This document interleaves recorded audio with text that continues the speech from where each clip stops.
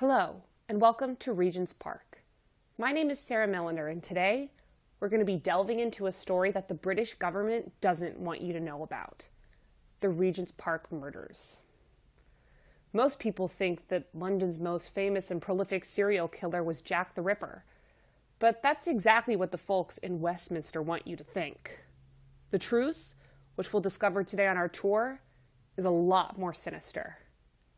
Start your tour by looking across Euston Road at the high wrought iron fence behind which the park lies. Are those fences meant to keep someone out or keep someone in? Turn right and walk down Euston Road, and I'll tell you when to turn and cross the street.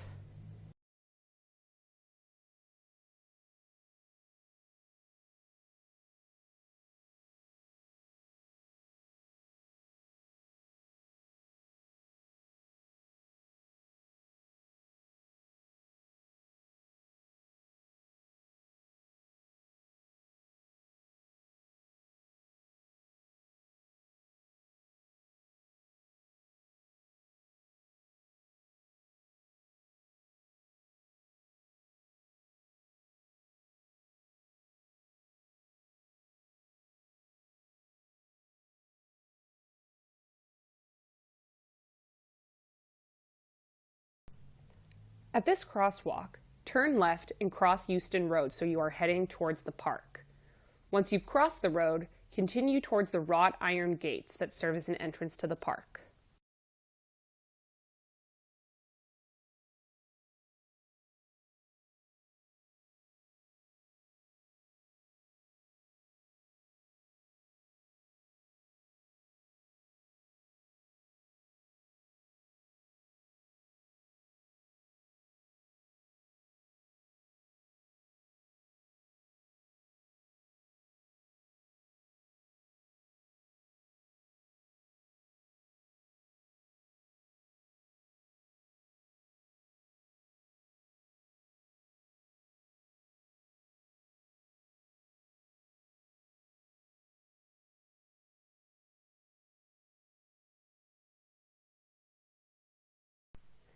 Pass through these gates and walk down Park Square East.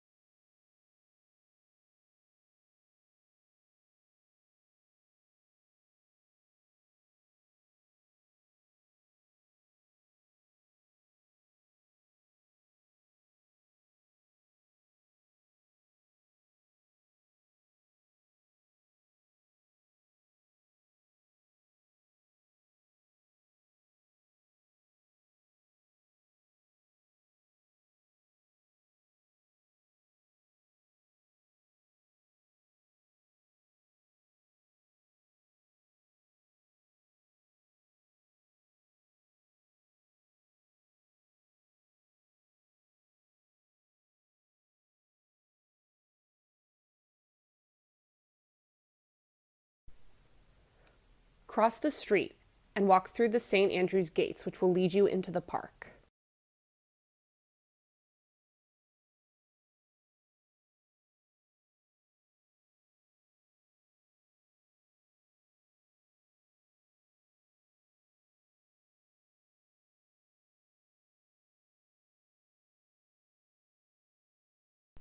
When you approach a fork in the path, veer to the left and continue walking down the path.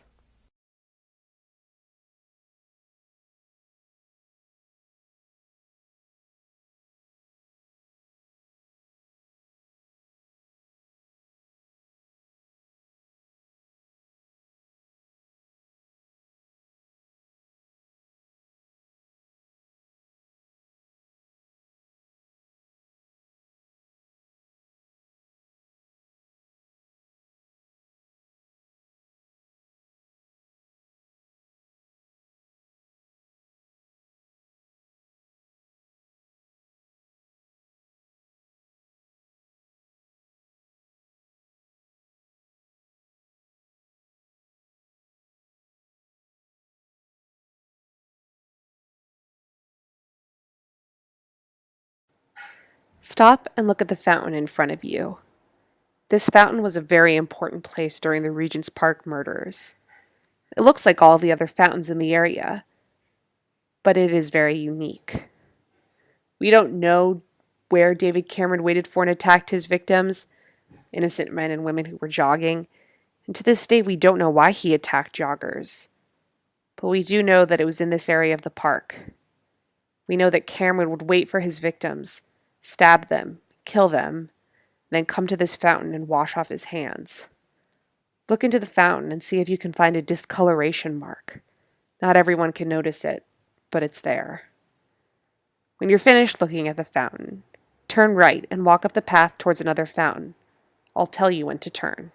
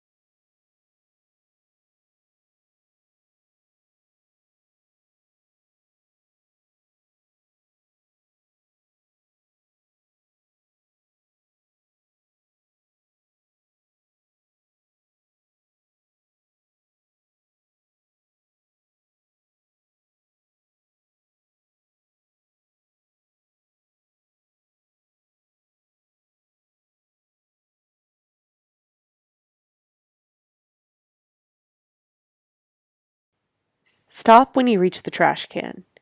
It may look like a simple waste receptacle, but it is here that Cameron stashed his weapons during the day.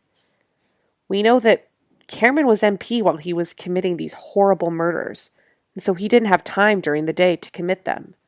In the evenings, though, he was free, and he would come to Regent's Park, wait for a victim, retrieve his weapons from this trash can, and commit his horrible attacks.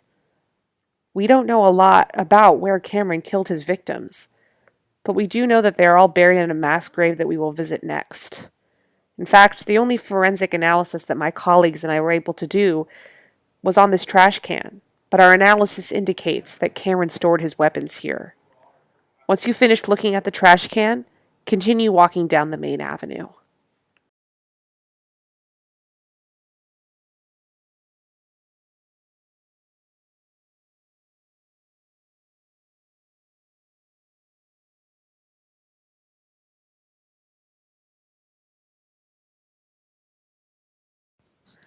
Stop when you've reached a plaque that lies in the middle of the avenue on the ground. Like many of the other sites on the tour, this plaque seems rather innocuous.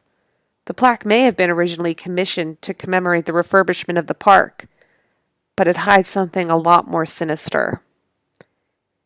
Underneath the plaque and in the area around it, the bodies of Cameron's 15 victims are buried. We don't know why Cameron picked this spot, but we do know that you are now standing on top of a mass grave. It is here that after stabbing his victims, Cameron would dig, dig, dig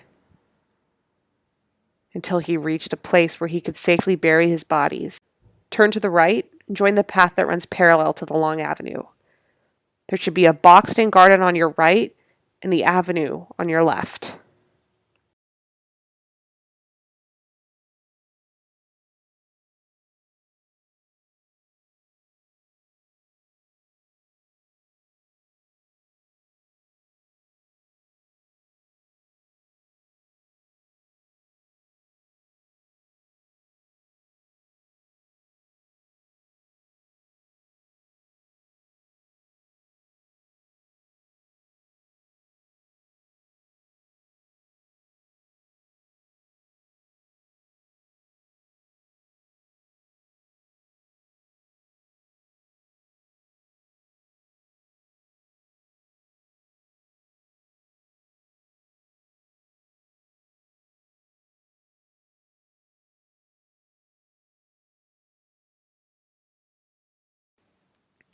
Now you've reached our final destination, a planter box and an urn.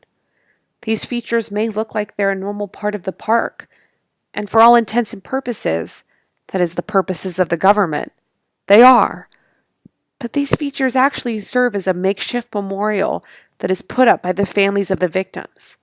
They try to leave flowers, pictures, and other memorabilia here. But there is a shadow crew that constantly watches this area, and before anything can be placed at this site, it is taken away. Now that we've reached the end of our tour, you're probably thinking that we don't know a lot about the Regent's Park murders. And that's because, even for experts like myself, information about the murders is so limited. The government has done such a good job trying to cover up these horrible atrocities.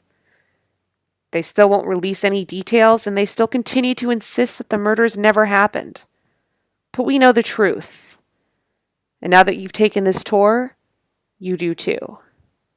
Thank you for joining us on our tour of the Regent's Park murders.